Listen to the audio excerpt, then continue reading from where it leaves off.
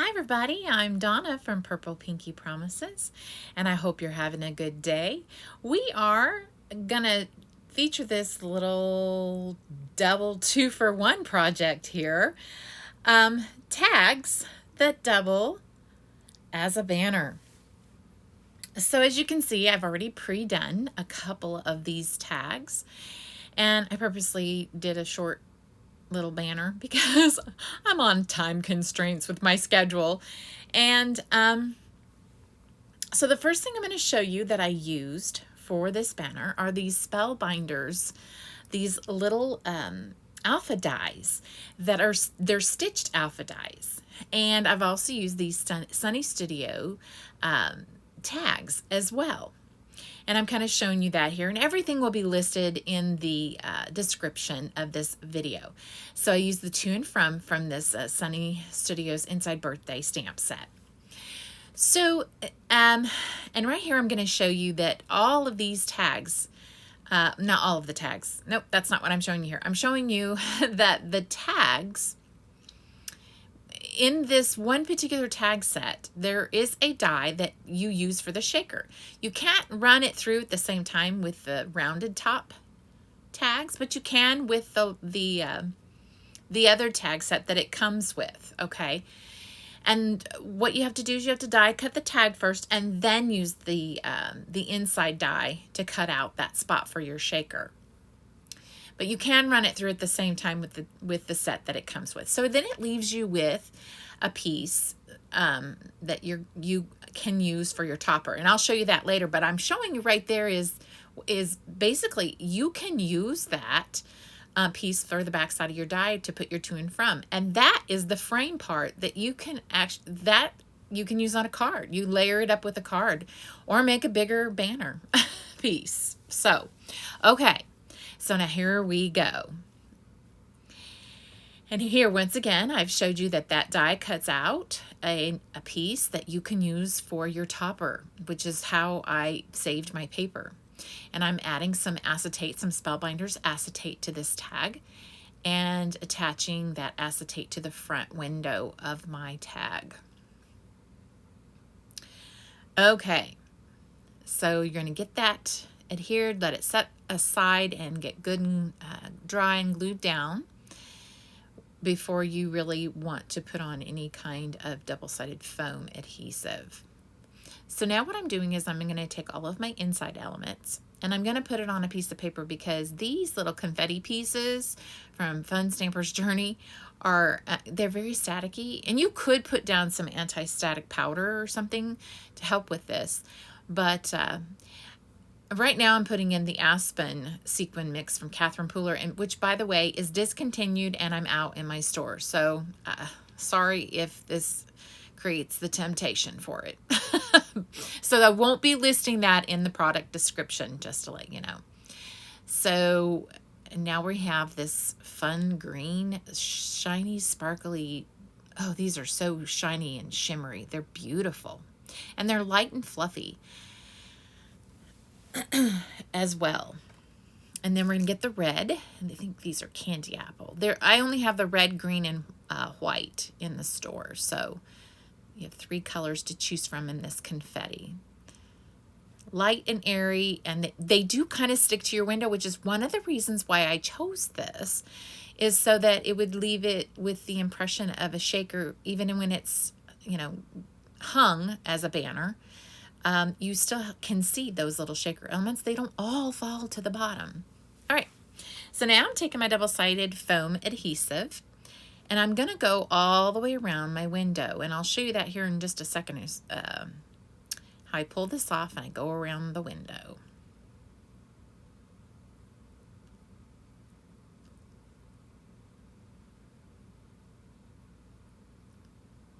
So you want to make sure that you don't see it on the other side, but you want to get it close enough so that your pieces don't fall away from the window view. You also want to make sure you have no gaps. If you can't get a piece that goes all the way around, make sure that your next piece goes completely from end to end, meeting with the other piece. And I'll show you here what I mean by that is You don't want gaps because you don't want your pieces to fall out. Those of you who make shakers, you know what I'm talking about. So making sure that it butts right up next to it and it goes right down in there to that next meeting place. Really good and tight. And as you can see, here in a minute, I'm just shoving it down in there. I'm constantly trying to get it squished in there so that it does not fall out. Cutting this off, you do want the same level of adhesive, foam adhesive at the top. Otherwise, you'll have a squishy top when you put that back side on.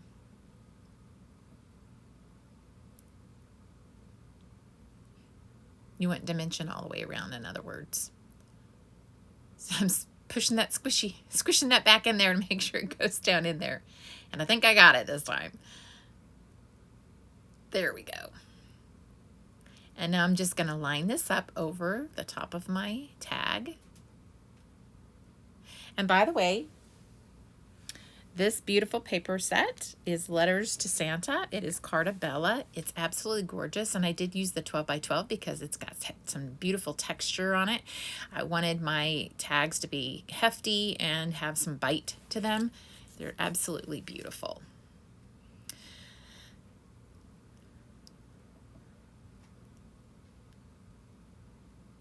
So I'm posting this video a little bit later than I normally would.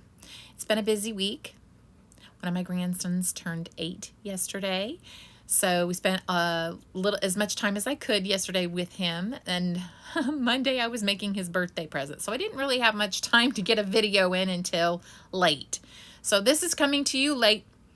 I had some priorities to take care of. My grandson came first.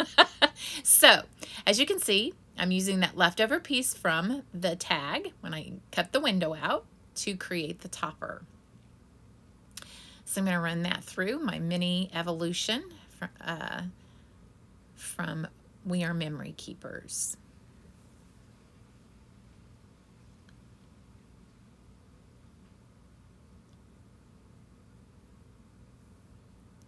We'll get that tag put up on there. And I'm showing you here that there's actually a reinforcer in a couple of these sets. One of the other sets that I use has an actual little decorative strip, but the other two have the heart and a flower as a reinforcer. I didn't use the reinforcer, but they certainly are cute, and you could use a reinforcer on there. All right, I'm going to tell you a little story while I get this adhered and I start my sewing. So yesterday, of course, was my 8-year-old grandson's birthday. And we were talking about how old Grandpa was. And quicker than lightning, my husband said his date, the year that he was born. And my grandson just spouted off how old he was by doing that subtraction in his head. And my husband looked at him and said, "How did you do that?" And he said, I subtracted the year you were born from 2022. I was like, whoa, I'm impressed. He's a smart little guy. Anyway, okay, so here I just showed you previously that I used this ivy, and I'm just using 2 threads. Okay, I've doubled this up, but I'm going to show you how I do this. I want you to know you could use 3. I think 4 would be too much, but I used, I wanted just a tiny little bit of thread, just a smidgen. Didn't want 1, it would not be enough, and I didn't want 3 because I felt it might be more than what I was looking for. So anyway, so basically what I'm doing is I'm coming up from the back and the center, and of course I leave a little bit of at the end. I don't tie a knot because I want it to sit as flat as possible. So I come up and I bring it back down to the hole that I'm looking for, come back to the center, and we're just going around back and forth from the outside to the center, back and forth, as you can see.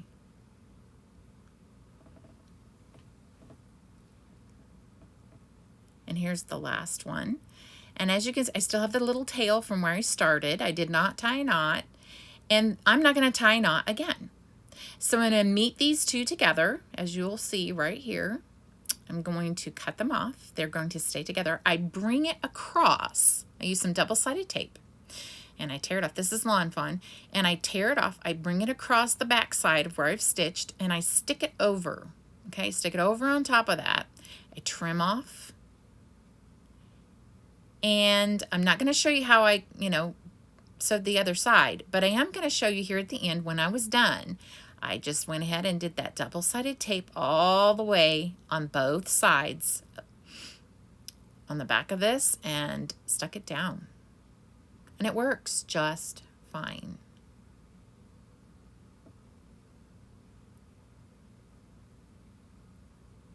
And then I'm going to take these Opal Spellbinders Color Essential Gems, pop them in the center.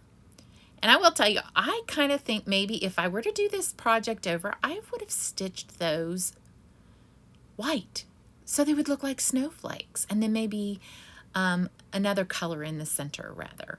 Okay, so I'm stamping my to and from. Going to glue that down on the back. That's just a little tip for you. You guys can benefit from the things I learn while I'm doing. And after the fact, I think, I should have done it that way. So I'm going to tell you just basically, here's the fun part of this, is that you can actually use this on your Christmas present, and it will befuddle your recipient. They may ask you, why did you give me a tag with an O? What's the O stand for? Or why did you give me one with a Y? If you don't have a recipient with the name Joy, of course, they're going to be kind of confused. And here I'm showing you how it can attach to your bag. So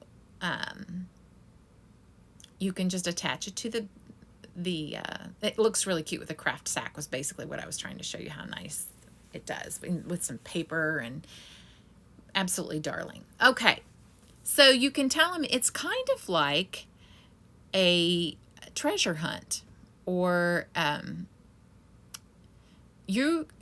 or not a treasure hunt. I guess what I'm trying to say is that one recipient can have all of these letters on it, and when they pick it up, they may pick up on the fact that it spells out joy. So it not only doubles as a name tag for a gift, but it doubles as a banner that they can use the following year at the holidays, for Christmas, that they can hang, so it doesn't go to waste. And I just personally, sometimes I don't like, I keep my tags, but sometimes I don't like making fancy tags because I'm like, I hope they don't go in the trash. It was some work that it took to create that tag. These especially took a little time to put together.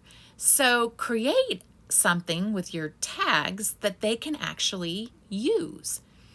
And you can just show them how it goes, or you could do it for them, put it together and hand it to them. It's another gift. So I just thought this was a great way to keep tags from going in the trash and using it as a gift instead. So there you have it. Tag number 3 slides right on there. You're going to trim those tops down, and you just have yourself a banner. A 2-for-1. Woo woo. And all it really takes is some more ribbon. And I'm just showing you there what it looks like on the back side.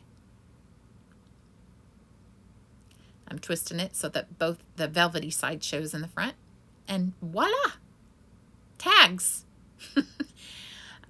And a banner. Yay!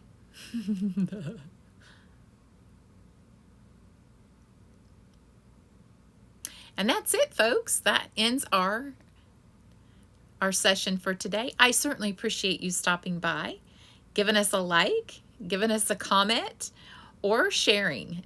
Any way you can support our channel, we certainly appreciate it. I hope you all have a great rest of your day and a blessed rest of your week. Take care. Bye-bye.